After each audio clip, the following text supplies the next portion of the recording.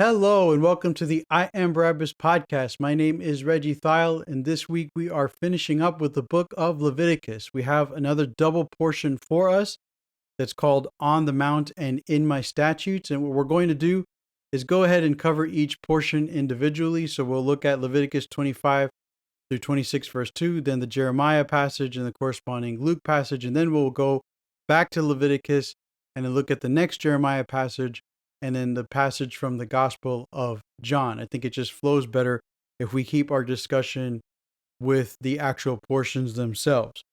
So with Leviticus chapter 25, what we have is a chapter that is about two important or significant times that will be counted starting with their entering into the land. So none of this stuff applies until they enter into the land. It's like the counting of Omer that we talked about before in Leviticus chapter 23. So in last week's passage and also in our Passover study, the counting of Omer was something that wasn't supposed to start until entering the land. And so the counting of a Sabbath year and the year of Jubilee are also two events that do not start until they enter the land. And that's significant because we're going to read in the book of Numbers very early on, just in chapter 11, so probably in 2 to 3 weeks, we'll see how the people refuse to enter the land. And so the process of counting these years and just starting with everything God wants them to do as they go into the promised land is going to be delayed by their time wandering in the desert. And so that's caveat number one to consider as you're looking at these passages, that they only apply to when they enter the land. So when they do enter the land, they're supposed to keep what's known as a Sabbath year. And that is just like it might sound to you if you've never heard about it before, it's a year of rest. But instead of just the people resting like they do on the Sabbath day, the land will be resting as well for a whole year. And yeah, so technically the land will rest on the Sabbath day because nobody's going out to the land and digging holes and, ripping up trees or pruning trees or gathering fruit or harvesting wheat. So yeah, there is a Sabbath day concept there for the land as well. Everything is supposed to rest on the Sabbath day, but the purpose of the Sabbath year is more for the land than it is for the people. So the Sabbath day, the purpose is for the people to rest, for animals to rest. The Sabbath year is everybody's going to be resting, but the purpose of it is for the land itself. And the concept is one that's known widely in agriculture and farming. You look at other examples in even in their times in the ancient East or Near East or the Middle East, we're going to call it, there was always this concept of allowing the land to rest. I remember learning a long time ago in school, and I don't remember if it was college or high school, but I remember the idea of learning about the idea of allowing land to lie fallow, just the idea of giving land an opportunity to rest and not have anything sown into it, not have anything growing in it, just to leave it bare and to allow it to just kind of replenish itself. Just a natural process that is understood in cultures throughout the world and throughout time, really. So God's not really introducing something new here, but he is designating a new purpose for doing so. And even when I learned about keeping land fallow or letting land lie fallow, the most common example I remember learning was just like you divide your land into four quadrants, and you kind of rotate the quadrants that are being used and the quadrants that are being allowed to lie fallow. So that way you always have crops going. So it doesn't matter, what year it is, you always have something growing. The concept that God is giving here with giving the land rest is a lot different because it's 6 years of work and then a seventh year where no land is used for growing anything. And so the first point that we need to look at then is, how do the people eat? How do they provide for themselves if they're living off the land? And there is kind of like this contradiction maybe in verses 5 and 6. If we don't take the time to really understand it, it can definitely come across as contradiction. And so in verse 5 it says, "You're not to reap what grows by itself during your harvest, nor gather the grapes of your untended vine." It's supposed to be a year of Sabbath or rest for the land. And whatever the Sabbath of the land produces will be food for yourselves, for your servant, for your maidservant, for your hired worker, for the outsider dwelling among you, even for your livestock, the animals, and all its increase will be enough food. So at first, when I read this, I was like, wait, it says in verse 5 that they're not supposed to be gathering, harvesting at all. But then it also says in verse 6 that whatever is produced is going to be used as food for the people. So some commentaries mention that this is about commercial harvesting. So what's strictly prohibited during the Sabbath year is gathering the harvest and gathering the grapes and everything for selling purposes of making money. So you can go out there and grab stuff to eat. So today, we need to have breakfast. What are we going to have? Let's go out, get some grain, make some bread. Oh, tonight I want to have some wine. Let's go out, get the grapes, I know it takes longer, but that's the idea of whatever you need in that moment, you go out to the land, you grab and you come back. And so while I understand the spirit of the commentators who are trying to explain it that way, I don't think it's really a responsible way to explain the concept of the Sabbath year. I think what's being taught here is nothing is allowed to be done during the entire duration of the Sabbath year. And so naturally, then what is verse 6 about? And so we have to go forward to around verse 20. Verse 19, verse 20 says, then the land will yield. So the verse 18 talks about, keeping the statutes and observing the ordinances. So it's going back to the idea of what we saw in verse 3. Verse 18 is about obeying God. So the opening verses up to verse 17 are what the laws are. And then verse 18 is a section where it's like, okay, so if you obey me, this is what you'll get as a result of your obedience. And so in obeying the law for the Sabbath year in verse 19, it tells us that the land will yield fruit and they will eat their fill and live in safely.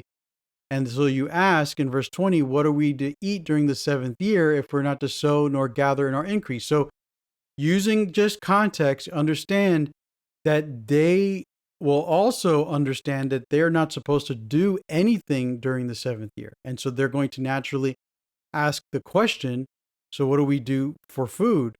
And what God says in verse 21 is, I will command my blessing to you in the sixth year so that it will yield a harvest sufficient for 3 years. When you sow during the eighth year, you'll still be eating the old stored harvest until the harvest of the ninth year comes in.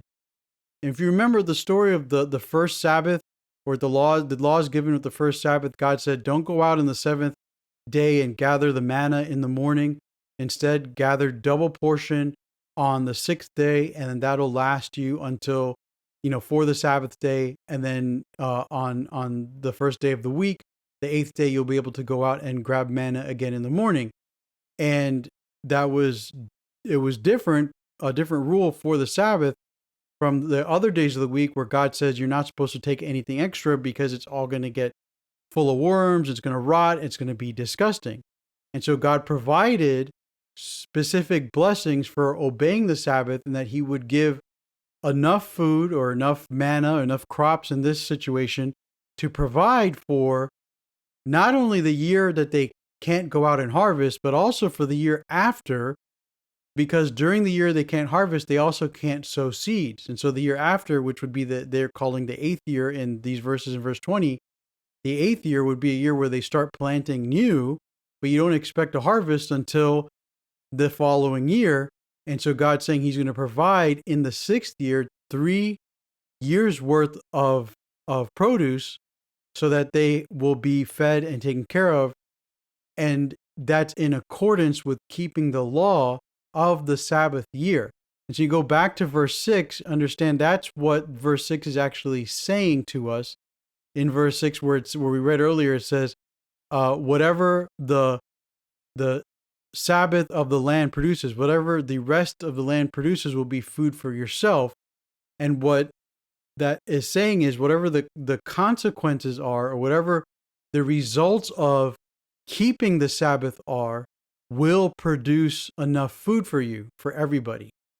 So if you keep the commandment, you will have enough food to feed your servant, to feed your maidservant, to feed the foreigner who's living with you, your livestock. And so that's what that's saying there. So they're not contradicting each other. You're not supposed to work at all during the Sabbath year, and in keeping that law, in observing that law, you will be blessed with enough food to take care of you and everybody else you're responsible for the appropriate amount of time. After the law of the Sabbath year is given, the law of the year of Jubilee is given. And so while the law of the Sabbath year is about giving the land time to rest, the law of the year of Jubilee is about resetting everything, about going back to the beginning and starting new. And if you remember, when previous studies, we've looked at the concept of the number 8 and specifically the eighth day related to Jewish eschatology, and the idea that God took 7 days to create the world, and that on the 8th day, when he ends his rest, he will create a new world, a new age will be made. And so the number 8 is tied into the idea of starting over.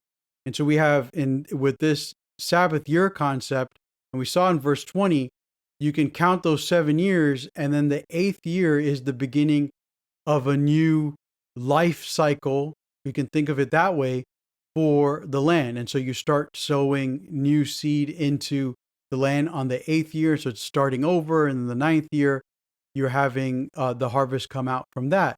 And so with the year of Jubilee, it says here in these verses we saw, you're going to count 7 sevens, so 7 Sabbath years. And in the 8th year after the 7th 7, so that 7 times 7 is 49. And then the 8th year after the 7 is year number 50. So in year 50, we're going to have a year of Jubilee. I hope that all made sense. But we're trying to tie everything to the concept of the 8th year. We're not multiplying times 8, 8 times 7, that'd be 56, right? So we're looking at 7 sevens, and each 7 is followed with their own 8th year. And so when the 7th 7, or the 7th Sabbath year comes, then you have the following year is the next 8th year, the new beginning. That one, which is technically the 50th year, starting with 1, going all the way to 50, is now a year of Jubilee. And then the Jubilee year starts on the Day of Atonement. There's going to be a shofar blast, which is the blast of the ram's horn, and it's going to announce to everybody that we're starting over. And the main thing here is about starting life over in terms of debts. All debts are going to be wiped out. In our country, last year, while President Biden was still in office, in the last 4 years, really, there was a lot of talk about forgiving student loans. And there was just this idea of, releasing people from their debts and their loans and interest rates and everything else. And really, the concept there is that if you let people out of those debts and you forgive them, that we can kind of give people a new start. So they're not continually living with the burden of the past on their shoulders. And whether you agree with it or not politically, when it comes to scripture, it's exactly what God wanted from his people, was a time every 50 years to release everybody from whatever debt they held.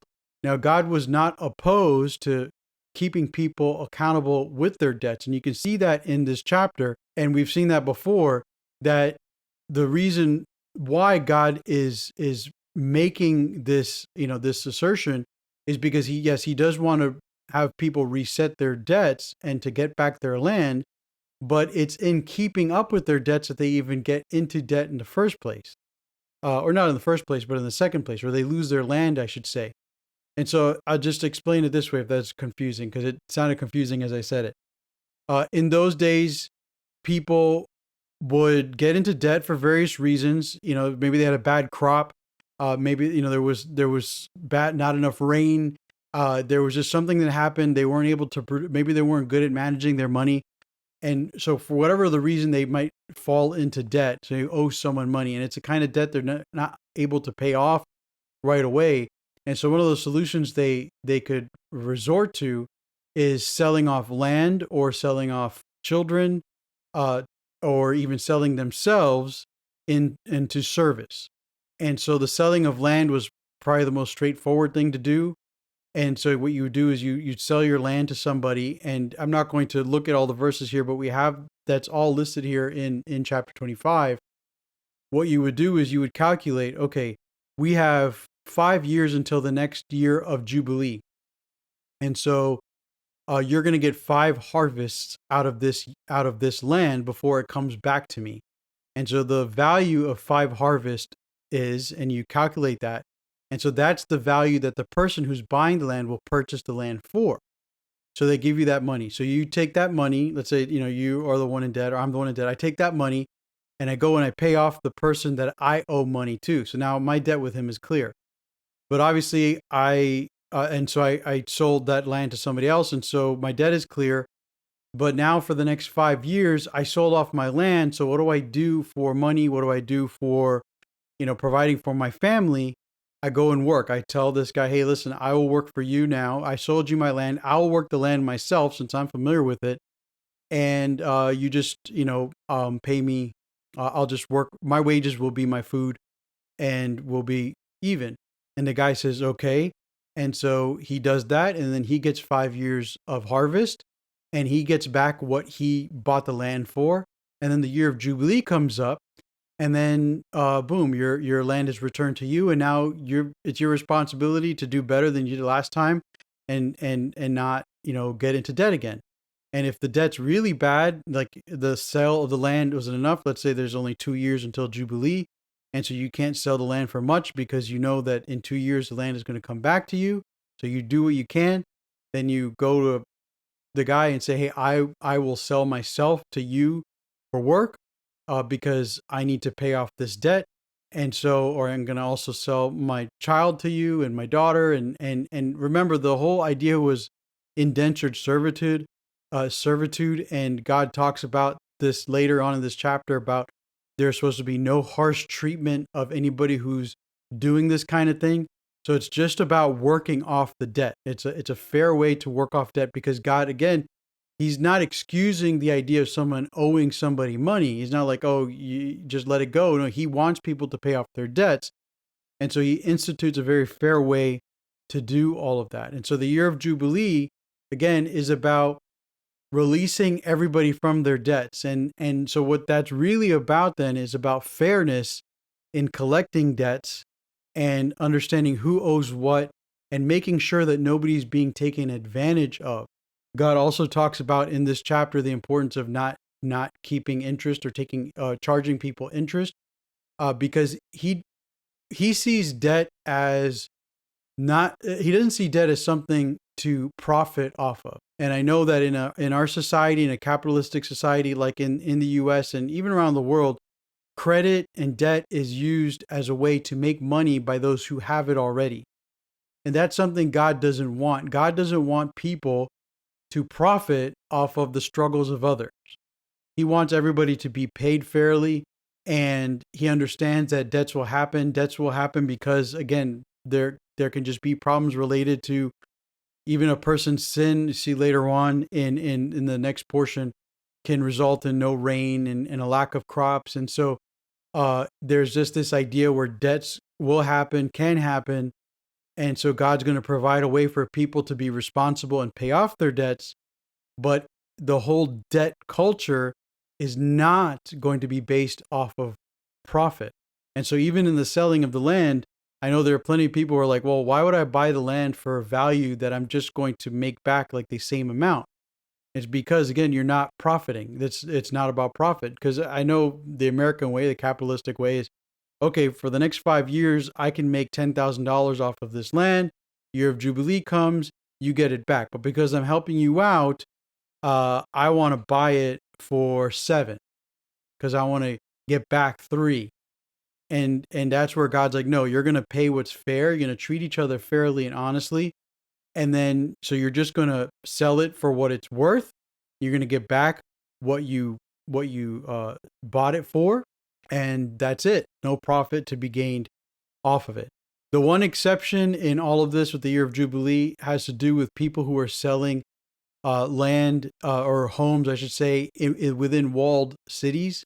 So you have a walled city like Jericho was, or any other city in Samaria, whatever. You have these walled cities, and so people had properties there. If a person had to sell their property within a walled city, in order to pay off debts or whatever, they only had 1 year to try to buy it back for the same price. So there's no profit off it again. You're just trying to get it back, and you have a year to try to get the money back so you can buy it back. But after a year, if you're not able to buy it back, then it belongs to the person you sold it to permanently. And so even in the year of Jubilee, that doesn't return to you. And that's just, if you're wondering, well, why is that the exception? Throughout the teachings of Moses and Scripture, there's always been an emphasis on this view that living off of the land is the better way. Going back to Cain and Abel, and Cain's failure and his running away, and he builds a city because he's cursed. He can't get anything from the ground. And so instead of getting value out of the dirt, he has to build on top of it. And so that's kind of the first story related to that with Abraham and Lot. Lot chooses to live in a city. At one point, he gets kidnapped. Another point, he has to run away because the city's being destroyed because of the great amount of sin there. And then Abraham is sojourning and living off of the land and cattle, and he accumulates his great wealth. And so those stories are there for us to see a lot of different things, but also to see the difference of the valuation between living in a city and living off the land. And so the concept is again repeated here in this way. You're going to choose to live in a city. We understand you want to live in a city, but it's better for you to live off of the land. It's the preferred way of God to live off of the land rather than live in a city, because you're living in a city, you're living off of trade, you're living off of other ways you can make money, and you have a year to buy back the property, because the idea is you probably make more doing what you're doing in a city. And that's certainly true in our society today. In general, you make more living in a city, which is why people want to live in cities. So all of that is connected here. But I don't want to miss this important point. Why does God provide this exception, the year of Jubilee? Why is he returning stuff? Why does he want the land to rest? And it comes down to really this basic idea in verse 23. The land is not to be sold permanently, because the land is mine, for you are sojourners with me. Any land you possess, you're to provide for redemption of the land. And so what God is saying is everything that's out there belongs to me. So you can't think of it as yours. You know, if I lend someone money, I usually think of it in terms of my money. I'm going to lend you my $1,000 so you can go off and pay your bills. Now, I could have taken that $1,000, that total amount, I could have invested it somewhere else and made money off of it because it's mine. But because I'm giving it to you, I'm not able to profit off of it. And so instead, I'm going to charge you interest so you pay me back what I lost in giving it to you. And it all comes down to this idea of possession, that money is mine. It's mine. It's mine. And so I'm giving it to you, and it's going to cost you. And God's telling them, no, that's not the way things work. Even the air that we breathe, the oxygen that we take in, is given to us as a possession of God's that we borrow, and we expel it back out in a different form, carbon dioxide, and the plants that he puts on the earth converts it back into oxygen. And so he gives us again another gift that we can breathe in. And so if you think of just breathing as this exchange between what God has given you to survive, you should understand this concept. We don't own anything in this world, not even the breath that we take. And so what God is commanding is that his people understand this concept. And in understanding this concept, in the seventh year, they're going to let the land rest, because the land is God's. And then through that obedience, God is going to bless with enough to take care of you for the time that you're not able to use the land. And then on top of that, with the year of Jubilee, everybody's going to get their land back. And so everybody can start over. And again, the one exception is people living in the cities. An exception to that are the Levites. The Levites live in cities in the different areas that belong to the different tribes. So they don't get land. They only get the cities.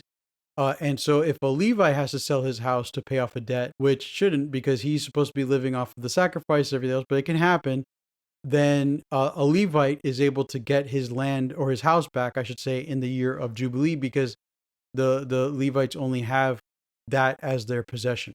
So that kind of wraps up for us the year of Jubilee, the year of the Sabbath year. And just to point out, verse 37, you're not to lend money at interest nor give food. And we see that in other passages.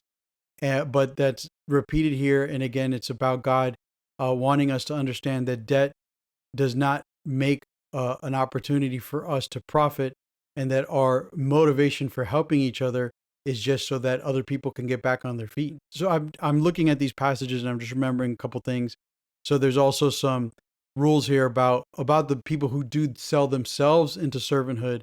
And remember, every that only lasts 6-7 years, so that's supposed to be something that's released. But with the year of Jubilee coming up, that person is also supposed to be released, but but there's a way to calculate their value in terms of like how much debt is going to be paid off, and that is based on how many years are left and how much they can work during that time. Chapter 26, it's just a couple verses here, just wrap up this section of laws that are given on. By the way, this section here tells us that these laws were also given to Moses on Mount Sinai. So it's like at the same time of 10 Commandments, or he went back up into Mount Sinai, not sure, but it is around that time period.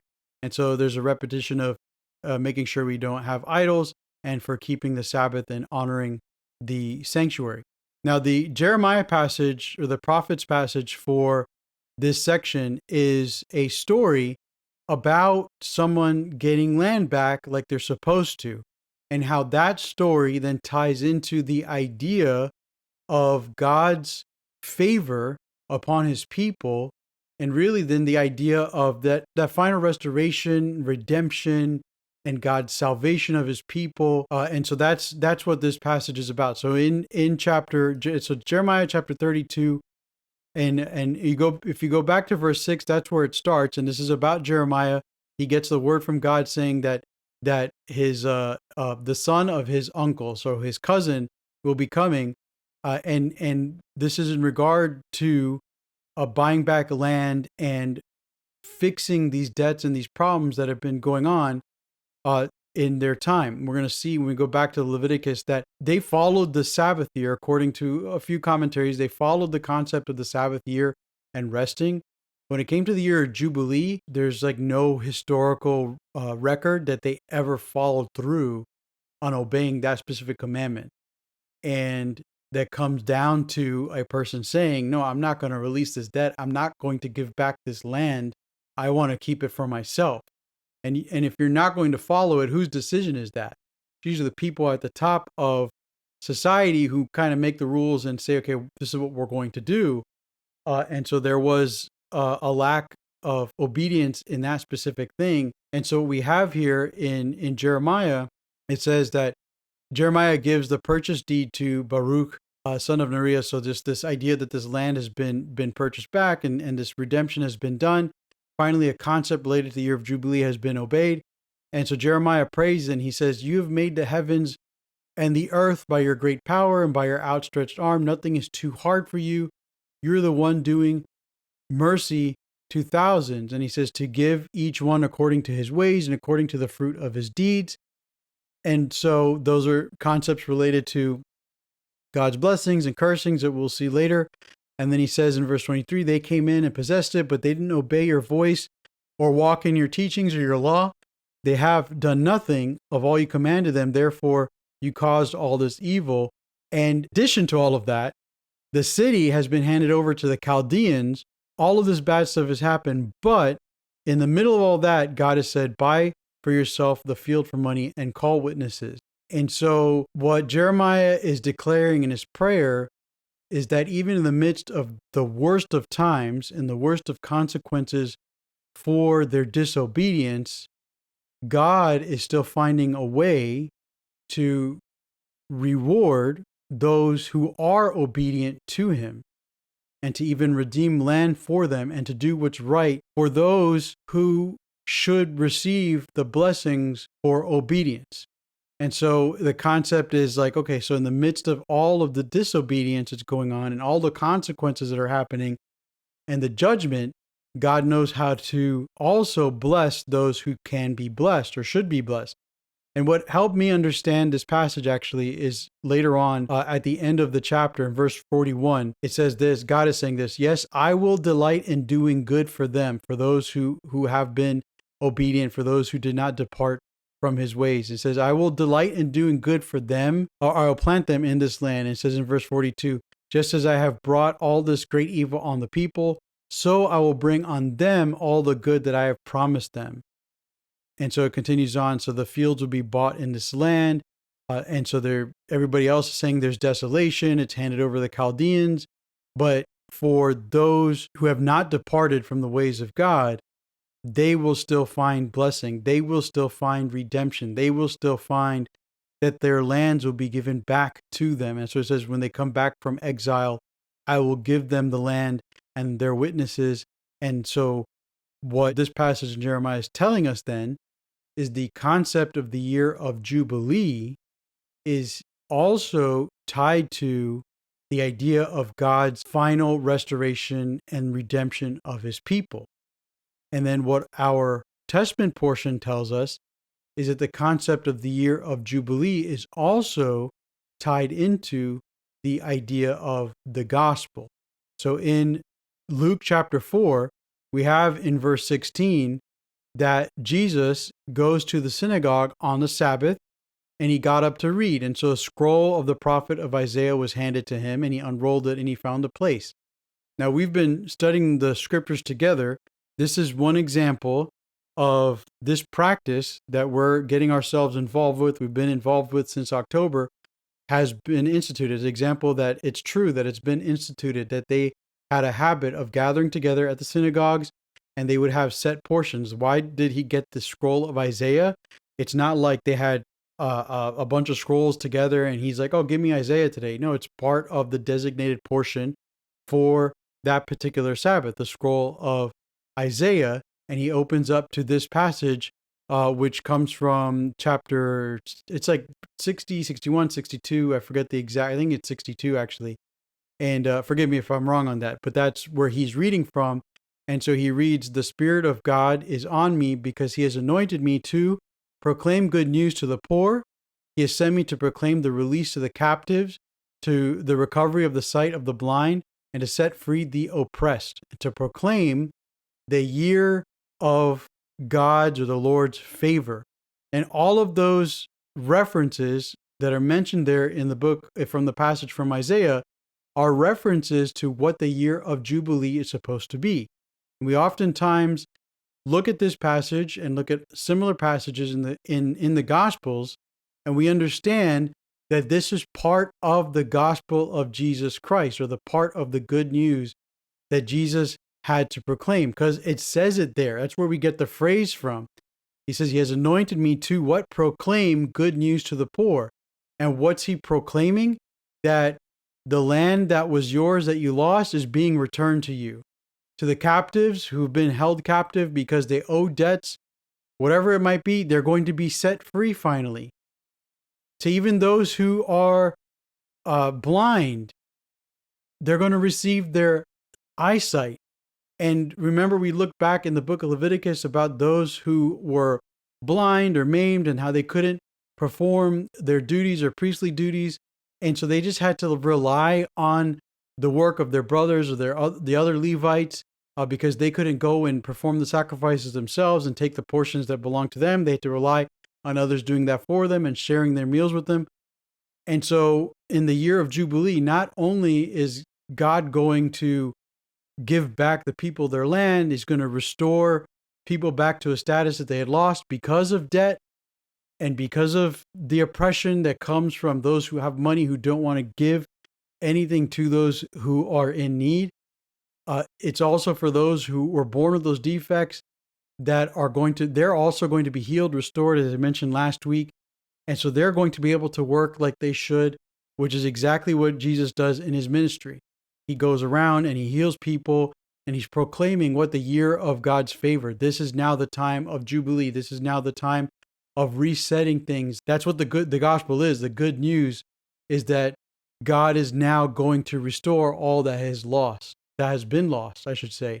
And so now we have a time of God's favor, and we have a time where we're going to look forward to his dwelling with us. And all of that is supposed to be tied together in the Jewish concept of their eschatology. And so the return of God dwelling with his people is is part of that, and part of the idea of the year of Jubilee.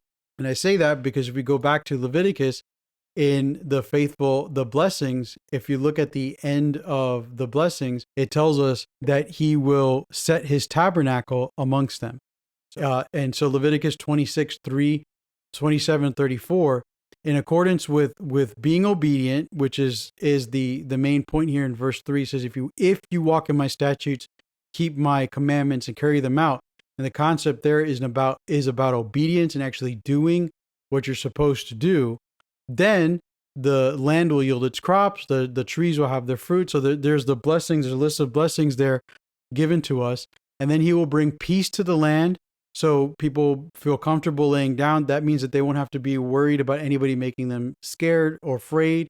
That any dangerous animal is also going to be removed, so they don't have to worry about lions coming upon them, bears. There's no sword that's going to pass through their land. And we saw in Jeremiah, the sword is a reference to the nations that God would allow to come and conquer the land, the Assyrians, the Chaldeans, the wars that they had to fight, that none of that's going to be a worry. They're going to be protected. 5 of them will chase away 100. 100 will chase away 10. So their enemies will just flee from them. And then ultimately, though, the most important part of this blessing in obedience is that he will set his tabernacle among them, and he will not abhor them. He won't hate them. He won't detest them. He will love them. He will be with them, and he will walk among them and be their God, and they will be their people. And that is the ultimate end. That's the ultimate goal. That's still the hope that they hope for, or they're wishing for. And that's what we're hoping for too, right? Whatever that looks like, whatever people's eschatology is in pre-trib or post-trib or millennial kingdom or not, the real one thing that we're all looking forward to, we're hoping for, we're praying for, is the appearing of our God in our reality, so that everybody sees him and that we can live in his presence directly. It's not about heaven necessarily. At least that's not for me. I think heaven is kind of secondary. It's the comfort that we get for our death. We die here on this earth. We're going to be comforted with the idea that we go to be in his presence. But the real hope is to be revealed in his glory once he's revealed. This is Colossians chapter 3. So when God is revealed, when the Lord Jesus is revealed in all of his glory, then those of us who are in him will also be revealed. And that just means that then we'll be living in his presence, and that presence will be here on earth. And so that's beyond heaven. That's about existence in the new age, in the age to come. And that's the blessing that the Jewish people are looking for, and that's what Jesus is promising, and that's what really the gospel is about. So the gospel is not about heaven. Heaven's part of it, but the gospel is not about that. The gospel is about living in a world where God's favor, the year of Jubilee, has been pronounced and enacted, and so now people are raised out of their poverty. They're raised out of their prisons.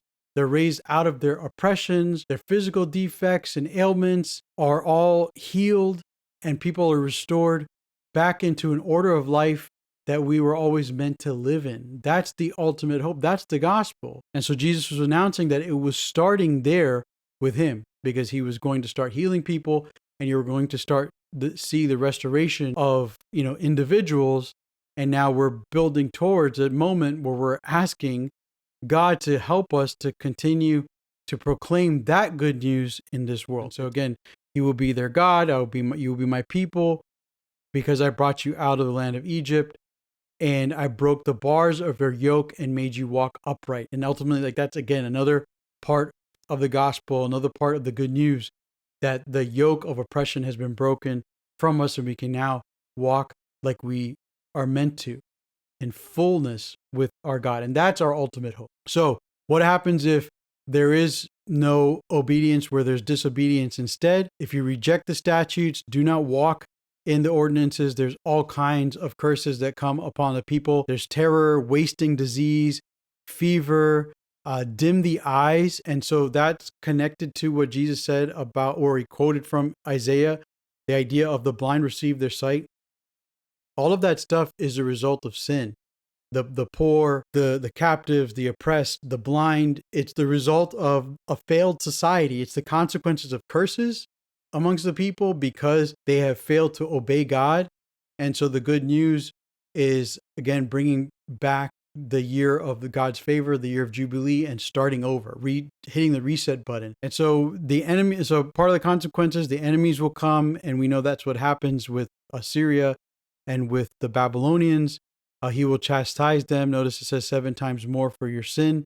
And so it's going to be like a direct ratio, like what you should have been doing and counting years and Sabbath years and rest, and then the year of Jubilee every 7 years and 7 years and then 49 years.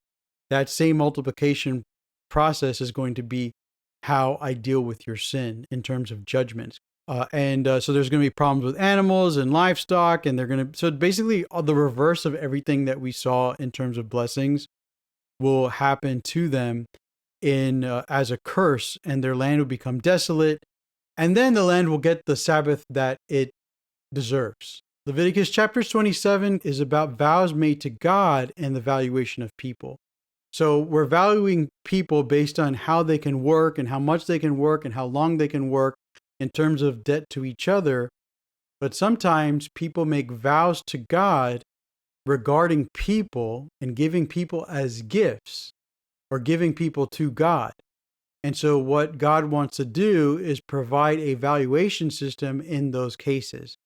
And it sounds weird, but I got 2 examples from the scripture that can help understand this. So in 1 Samuel, in the opening chapters, chapter 1, chapter 2, we see Hannah is desperate for a son. And so she makes a vow that if God gives her a son, she will then give that son as a Nazarite. Just his Nazarite vow. He can never shave, cut his hair, he can never drink alcohol. John the Baptist had the same kind of vow.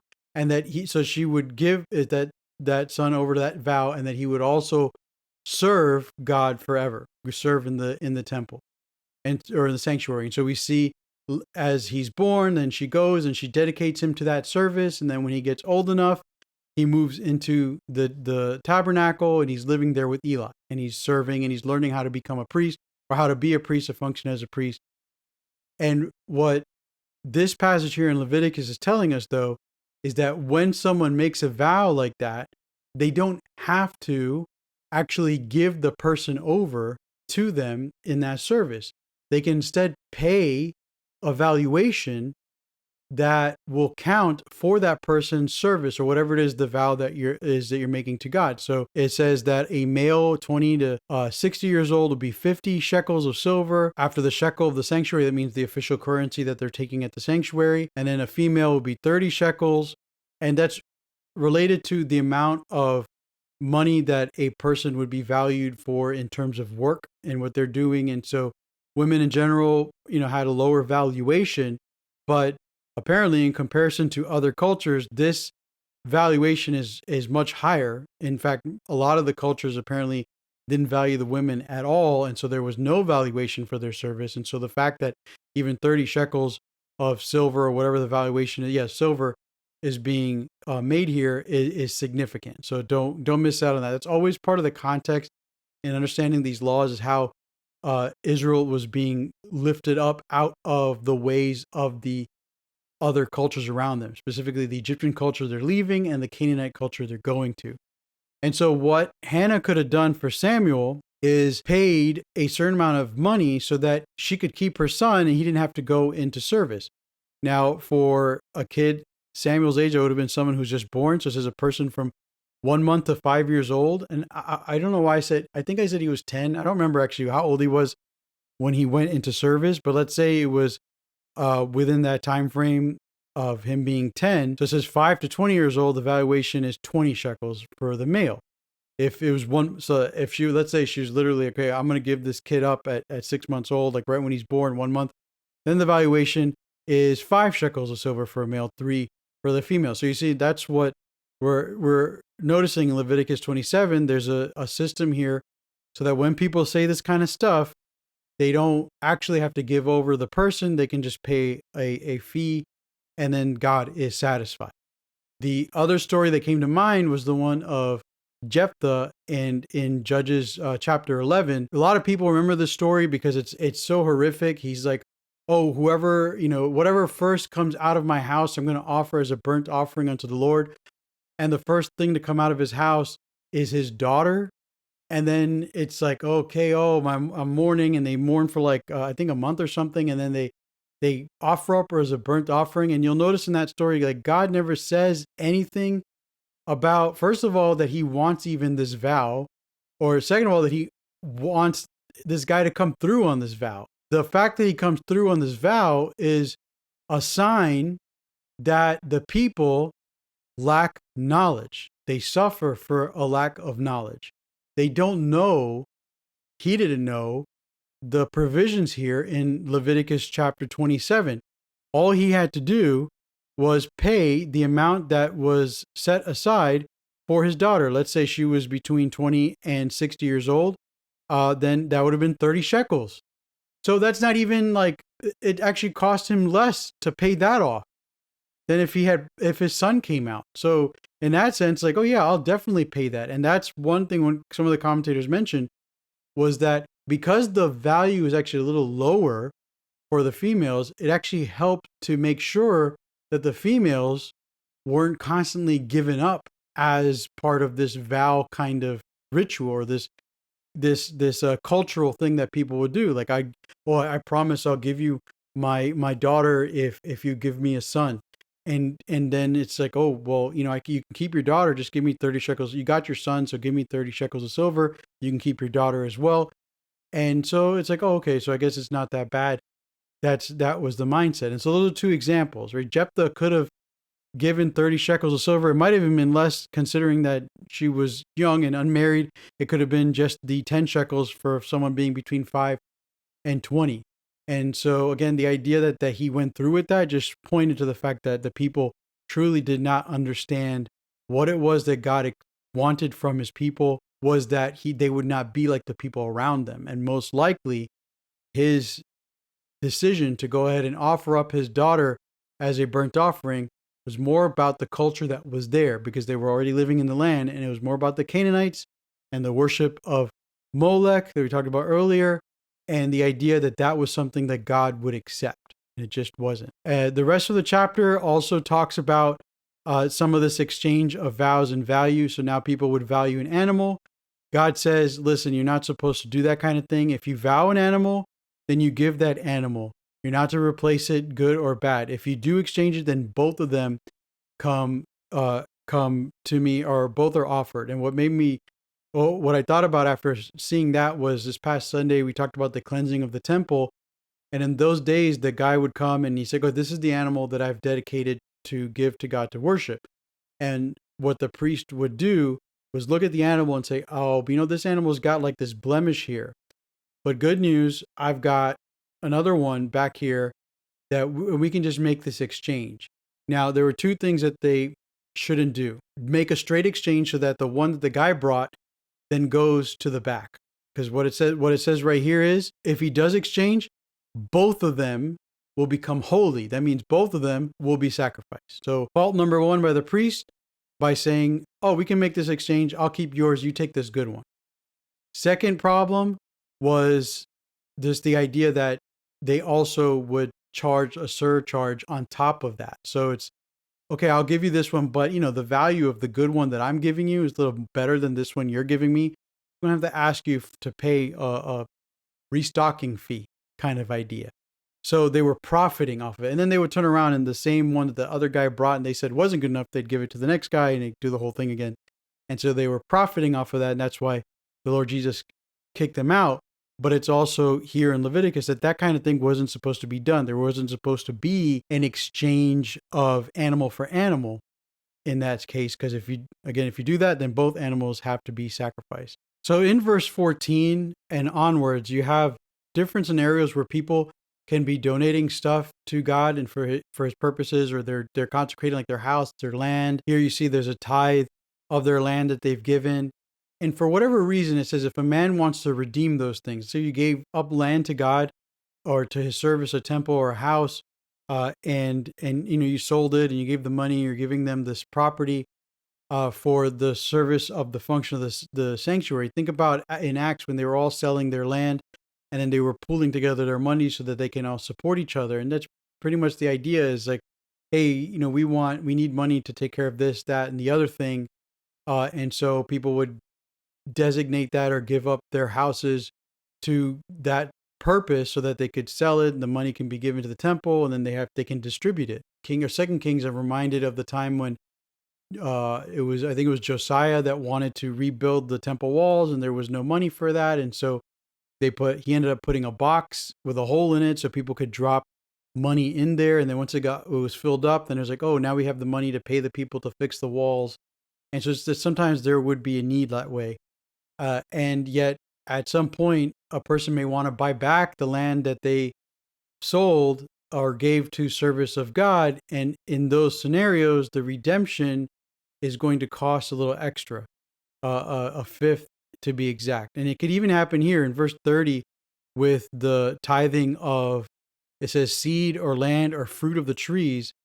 If a man redeems anything of his tithe, he must pay a fifth part of it. So if someone takes back, a tithe of what's supposed to belong to God. So let's say you collect it and you designate this tithe for God, this percentage, and then you're like, oh man, I was designating this for God, but we ate and we need to keep some of it for ourselves.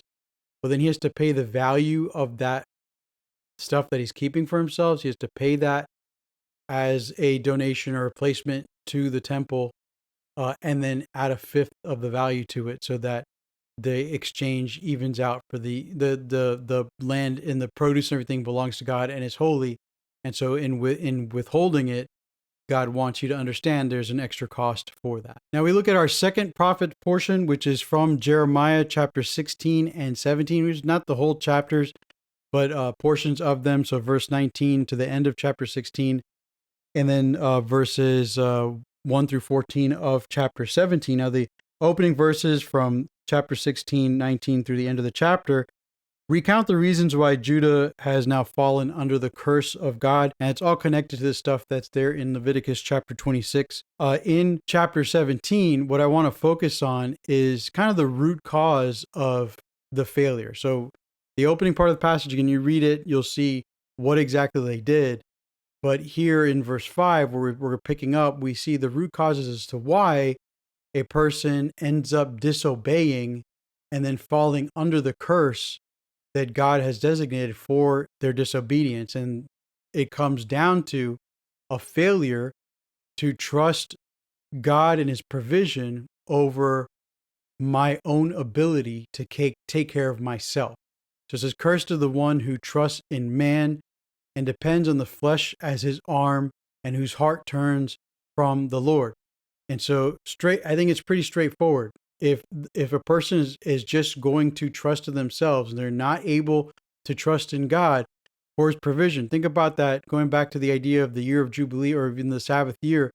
You have to trust that God is going to provide so much of a harvest that you're not going to have to go out and get food for 3 years. Because the 6th year, you're going to have enough food for that 6th year. And then the 7th year, you're going to just not do anything. You're not going to go out and plant a seed, dig a hole, or even you're going to see stuff growing. Stuff naturally just grows, right? Even if you haven't sown the seeds, it's just going to be natural stuff growing. And you see like a wild fig growing. You're like, oh, let me go get that fig. No, you could leave that alone. Just let it be. And so you're not doing any of the stuff you normally do to take care of yourself. Why? Because you're trusting that God has given you enough. So even if you see it, so you're going to see it all come to fruition in the 6th year, you gather the harvest. Now you look at it like, wow, that's a lot of stuff.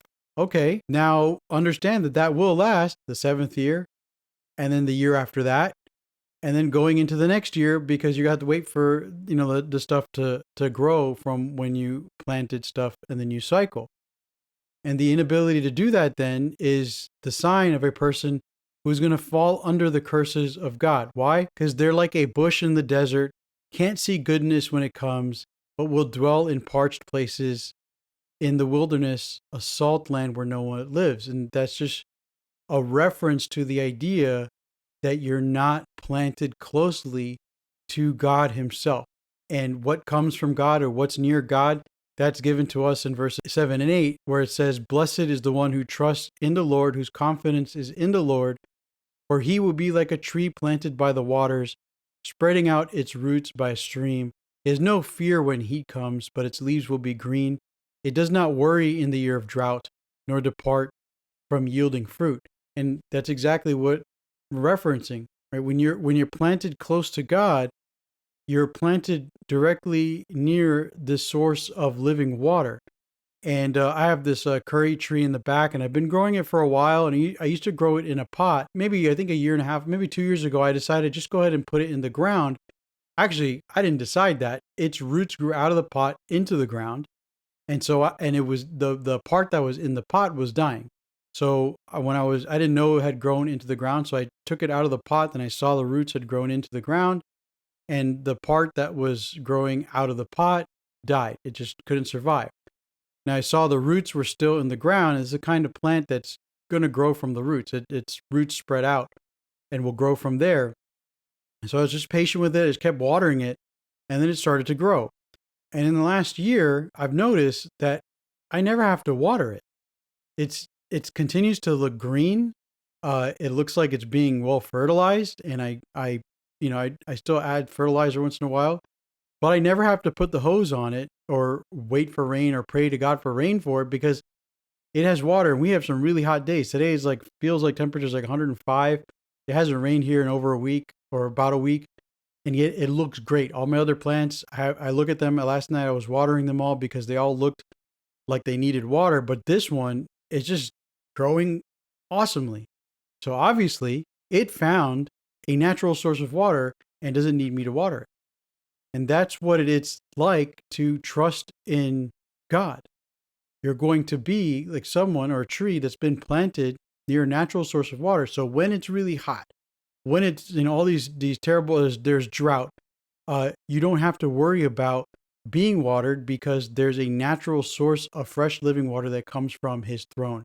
And that's a concept mentioned throughout scripture. Jesus talks about it also, and how the Spirit is living water. It's John chapter 7. John tells that to us. And so really it comes down to our trust in God and our abiding in God and our closeness to God, and how in being with him and obeying his commandments, because he's going to tell us to do difficult things. And it's specifically for these people, it was leave your land alone for this amount of time and I will provide for you. And so it just takes that simple obedience. And in doing so, you're trusting in him. And in doing that, he proves himself as being a God who's worth your trust. And so he provides. One of the more famous verses in the Bible, people read it all the time, but it goes back to the idea of what is the root cause of the person who becomes a cursed person, who becomes dried up like a bush that's in the desert, has no water, is surrounded by salt, so it's not able to survive. The source of that is the heart itself. It says the heart is deceitful and incurable. Who can know it? I, the Lord, search the heart. I try the mind to give every man according to his ways, according to the fruit of his deeds.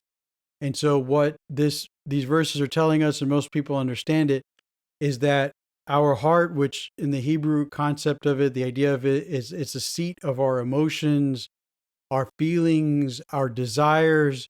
Jesus said that out of the heart comes the stuff that corrupts us, that causes death, comes the desires for murder and lies and foolishness and theft and stealing and selfishness. It comes out of that place of where we're supposed to be feeling. It infects our mind, because then what happens is as God searches the heart, he sees what's there, then he tests the mind. He says, I try the mind, and then see where you go from there. In other words, the scenarios are given, like with Pharaoh.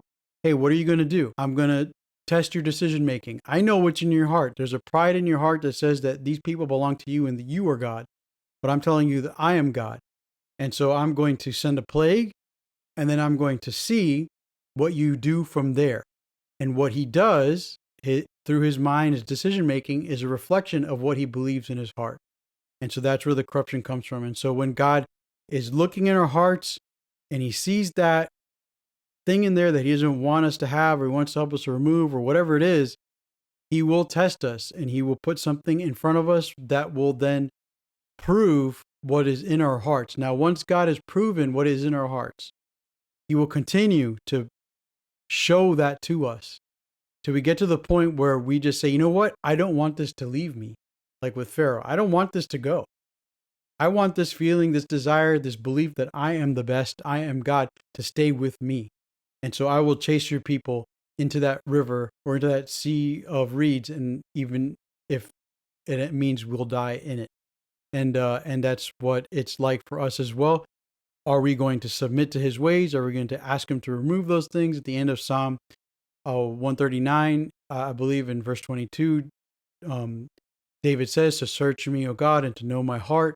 And he's asking God to look into his heart, find those ways that are offensive, that are idolatrous, and to remove them. And the only way to remove them is to expose them so that we know the ways that we are disobeying God, and then we repent from them, and that we then commit to keeping his way over our own. It's not a magical thing that happens where we just, we're like, search me, O God, and remove from me these things. And he's like, oh, okay, let me take that out of you. No, he looks and he's like, oh, I see that there. Okay, so here's the scenario. You are impatient and selfish. So here's a scenario where I get to prove that to you. And you go through a situation, you're impatient, you're selfish, and you look at that situation. Now, what are you going to do? Are you going to say, okay, you know what? This can't be. I can't be this way. God, forgive me for being impatient and selfish. I need your grace. I need your strength, but I am going to practice patience, and I am going to practice the giving up of myself for others. And so you actively remove then what is in your heart and allow the Spirit of God to change your heart through, just real practical means of actions of your body and him working through you. We're going to move on to our final portion from the New Testament. And what we're going to look at first is John 15, verses 10 through 12. So what Jesus says here, if you remember the setting, this is in the upper room before he's arrested, after they have their Passover meal together, and after Judas is left to go betray him, then he's giving them a final set of instructions. And so it says in verse 10, if you keep my commandments, you will abide in my love, just as I have kept my Father's commandments and abide in his love. These things I've spoken to you so that my joy may be in you and your joy may be full. This is my commandment, that you love one another just as I have loved you. And so I think that, the portion ends there, but the famous, well-known verse in verse 13, that no one has greater love than this, than to lay down his life for his friends. And then he says, you are my friends if you do what I command you. And these verses are directly tied into the concept of the year of Jubilee. For us to, and I've said this earlier, for us to look at our neighbor and to see, while they're struggling, and I see that they're struggling, they need help paying their bills, they need help feeding their families, they need help working, or whatever it might be. And then to go and take money out of the bank and give it to them and say, here's the money so you can go buy groceries and pay your rent and take care of your family. But I'm going to need that back next week, and I'm going to need that back at, 7%. That right there is exploitation. It's not kindness. It's not faithfulness. It may be good business or related to good business. It goes far enough where it becomes loan sharking. You're giving out people money for exorbitant amounts of interest, and you're charging it compoundly, and at a timely rate that's just, it's over the top. And so you really are taking advantage. It's obvious to people and against the law. But in general, the concept of saying you're going to help somebody, but then do it so that you profit off of it, is contrary to the way of God. There's a way of God, and there's a way of Cain, there's a way of human beings. And the way of God is not to profit off of the poor or the oppressed, or to take advantage of them in any kind of way. The way of God is to lift them up. And so this commandment here in John chapter 15, where Jesus is telling us to love one another, he's telling his disciples to love one another as he has loved us. Think about how much he lifted up his disciples. He lifted them up into a place where in the book of Hebrews, it says that he calls us brethren. He calls us brothers. We're family. He elevates us into a place where at the beginning of this gospel, in the Gospel of John, we can be called the children of God.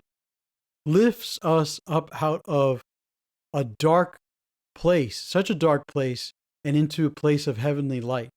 And so that's what he wants his disciples to do for others, to love one another. The whole concept of loving one another comes from Leviticus chapter 19.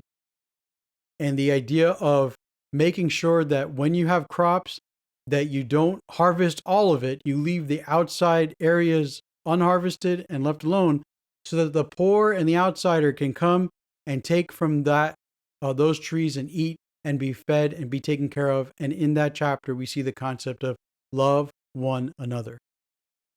And that's where Jesus concludes in his final teachings with his disciples this idea that he wants this new way, this better way. It's actually not the new way. It's the original way would be marked with love this time, not with selfishness, not with exploitation, not with trying to make profit off of the misfortune of others. And just for the sake of saying we looked at it, John chapter 14, verses 15 through 21 is our final portion. And that says, "If you love me, you will keep my commandments. I will ask the Father, and he will give another helper so that he may be with you forever, the Spirit of truth, whom the world cannot receive. It does not behold him or know him. You know him because he abides with you and will be in you. I will not abandon you as orphans. I will come to you. In a little while, the world will no longer behold me, but you will behold me because I live. You will also live." Verse 20 says, "In that day you will know that I am in the Father, you are in me, and I am in you. He who has my commandments and keeps them is the one who loves me, and he who loves me will be loved by my Father, and I will love him and reveal myself to him." And so this teaches us a couple of concepts. How do we do this thing where we love one another? How do we do this thing where we trust that God is going to provide for us? And remember, this isn't about getting back extra. Those people that teach that stuff, it's nonsense. I don't give a church $1,000 so that God gives me 3,000 back. That's not the way it works, ever. What is supposed to happen is we see poor and we say, "Oh, you need $1,000 to pay your rent. Okay, here's $1,000 to pay your rent." And we say, pay it back as you can. Remember, God is not saying just release all debts. He wants people to understand that taking debt and paying it back is a good thing. But we put a time limit on the amount of time that they have not to pay it back, but to have to be paying it back.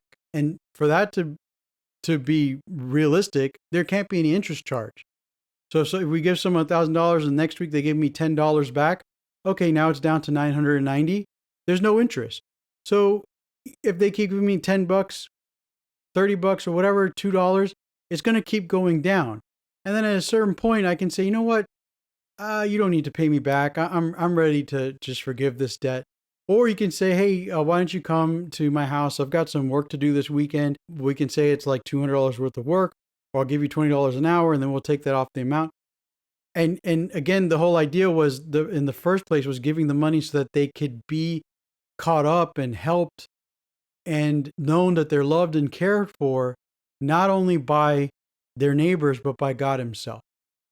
And the ultimate goal would be then to just be able to give to people and just say, like, God, I trust you. Like, I'm giving to this person because you've given to me. It's not mine anyway. And you tell that person, here, this is for your bills. Take care of that.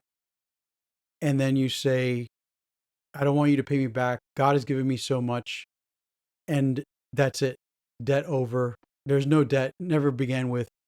And just, let me help you out. If you need help, let me get you a job. Like, we want to help each other be accountable, but at the same time, help each other and love each other. And that's what we are expected to do. That's living out the gospel, the good news. That's what living out the gospel looks like, is lifting up the poor, lifting up the oppressed, restoring those who have lost a sense of meaning, purpose in life in this world, and then relying on the Spirit to do all that for us, or to help us to do that, because we can't do that on our own. It's going to be natural for us to take advantage and exploit and to be selfish. And that's why we need the Spirit of God. And that's why I wanted to read this passage last. And then to also just remember that as he talks about this day where he's going to be revealed and he's going to see those who have kept his commandments and love him, that's all pointing to that time where we will be revealed in glory with him at his appearing.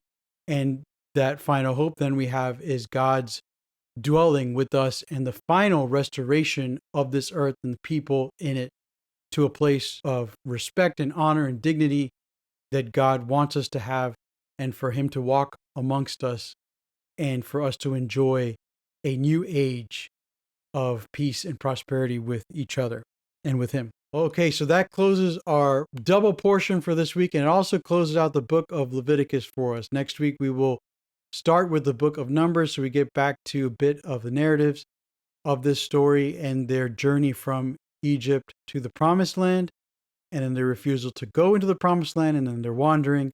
And so the book of Numbers actually is going to be a book for us to look at in terms of how we are also wandering on this earth. For those of us who understand that this world is not our own, we understand that it's a temporary residence.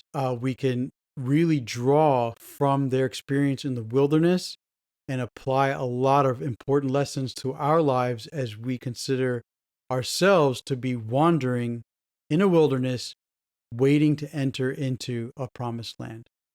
So I'm looking forward to that. Please like and subscribe and comment and share with people who you think will also enjoy this kind of study.